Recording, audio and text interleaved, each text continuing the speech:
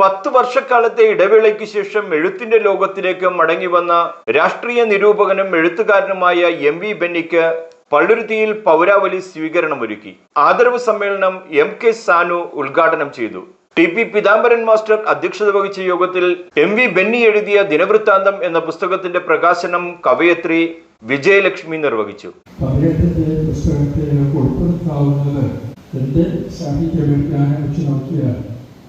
ഇംഗ്ലീഷിൻ്റെ S എന്ന് പറയുന്ന ഒരു വിഭാഗത്തിലാണ്. അവർക്ക് അങ്ങനെ ഒരു വിഭാഗം ഉണ്ടായി മറ്റും എഴുതുന്ന വലിയ റോബോട്ടിൻ്റെ അവരെഴുതുന്നവർക്ക് ഒരു വ്യക്തിനിഷ്ഠമായ സമീപനത്തോടുകൂടി കാര്യങ്ങൾ പ്രതിപാദിക്കുന്ന ഒരു സമ്പ്രദായമുണ്ട്. അങ്ങനെ എഴുതുന്നവർ മലയാളത്തിൽ ചുരുക്കമാണ്. MP ജയഭാഗ്യം അങ്ങനെ എഴുതിയിരുന്നു. കൊച്ചുചക്കരിച്ച് ഇതിൻ്റെ പല ഉപന്യാസങ്ങളും വളരെ കൗതുകകരമായ ഉപന്യാസങ്ങളാണ്, ജ്ഞാനപ്രദവുമാണ്, ചിന്തോദ്ദീപകവുമാണ്. പിന്നീട് നിങ്ങളുടെ പള്ളുരുത്തിയിൽ നിങ്ങൾ കുടകളുണ്ട്. CK രാജു ഈ കോളേജിലെ ഈ സ്കൂളിലെ ഹയർ സെക്കൻഡറി പ്രിൻസിപ്പലായിരുന്നു.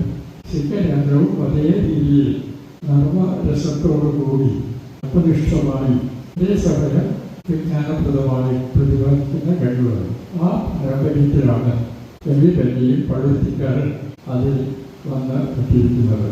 അദ്ദേഹം ആദ്യം പ്രതിപാദിക്കുന്നത് മതം എഴുതാനായാലും രാഷ്ട്രീയം എഴുതാനായാലും എന്നോ പറ്റോ അതിൻ്റെ തലക്കെട്ട് വൃത്തനായതുകൊണ്ട് എല്ലാം കൃത്യമായി ഓർമ്മിക്കാൻ പറ്റില്ല. ദിനവൃത്താന്തം പുസ്തകത്തിന്റെ പ്രകാശന ചടങ്ങിൽ ആദ്യ പുസ്തകം SDPY school manager AK Santhosh ഏറ്റുവാങ്ങി. പടിഞ്ഞാറൻ കൊച്ചിയിലെ വിവിധ സംഘടനകൾ ചടങ്ങിൽ വെച്ച് MV ബെന്നിയെ ആദരിച്ചു. PF മാത്യൂസ് മുഖ്യ അതിഥിയായി. VP ശ്രീലൻ, TV സാജൻ എന്നിവർ പ്രസംഗിച്ചു.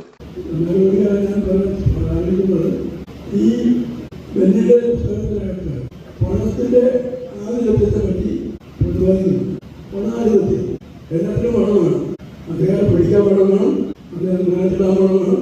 അദ്ദേഹം പണത്തിന്റെ അടിസ്ഥാനത്തിൽ ജനാധിപത്യം വരുന്നത് പണാധിപത്യമായി മാറിക്കൊണ്ടിരിക്കുന്ന കാര്യമാണ്. യഥാർത്ഥ ജനാധിപത്യം ഒന്നും നടക്കുന്നവരല്ല. ജനാധിപത്യം എന്ന് പറഞ്ഞാൽ ജനങ്ങളുടെ ആധിപത്യമാണ്. അത് തെരഞ്ഞെടുപ്പിലൂടെ വന്ന ഭൂരിപക്ഷത്തിന്റെ ആധിപത്യമല്ല. ഭൂരിപക്ഷത്തിന്റെ ആധിപത്യമല്ല, ഒരു പ്രത്യേക വിഭാഗത്തിന്റെ ആധിപത്യമല്ല.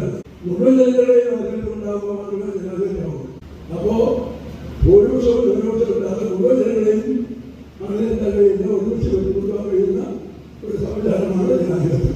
ആ ജനാധിപത്യത്തെ കൂടി കണക്കിലെടുത്തുകൊണ്ടാണ് നമുക്ക് മുന്നോട്ട് അനുദിനം പുതിയ പുസ്തകങ്ങൾ വരുന്നു, പുതിയ എഴുത്തുകാരുണ്ടാവുന്നു.